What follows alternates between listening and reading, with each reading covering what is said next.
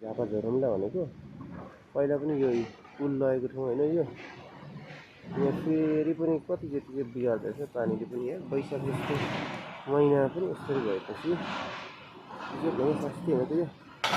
यसरी बाटो बन्दैछ हिजोको पानीले गर्दा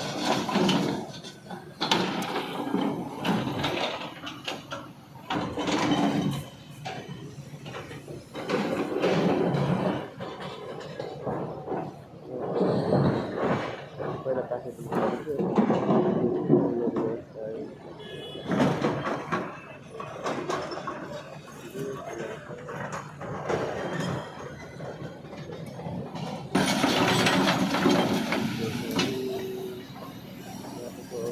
ज्यादा हुने हो अब त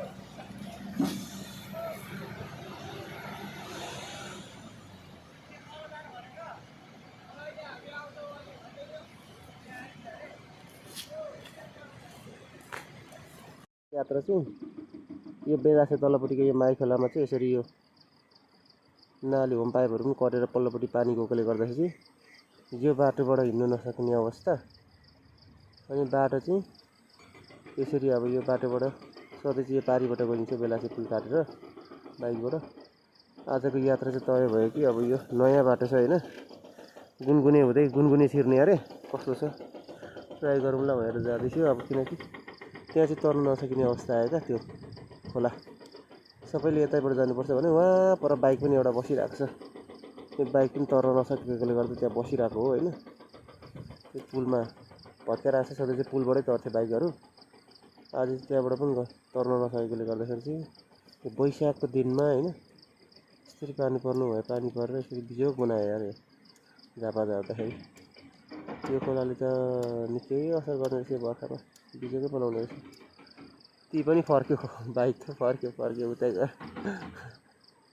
मको सायद त थियो कि दुईजनाले त दारिन्थ्यो होला लाग्यो अब नयाँ बाटो एक्सपिरियन्स अनुभव लिन लाग्यो है गुनगुनेको बाटो अब यो त्यसले गर्दा चाहिँ यहाँ यता गाडीहरू यस्तो बिजो गरी तरिरहेको छन् होइन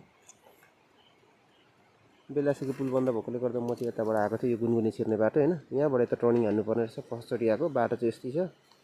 बिजोको अवस्थै छ सानो बाटो रहेछ होइन त्यस दुईवटा अब यहाँबाट तर्ने हो होइन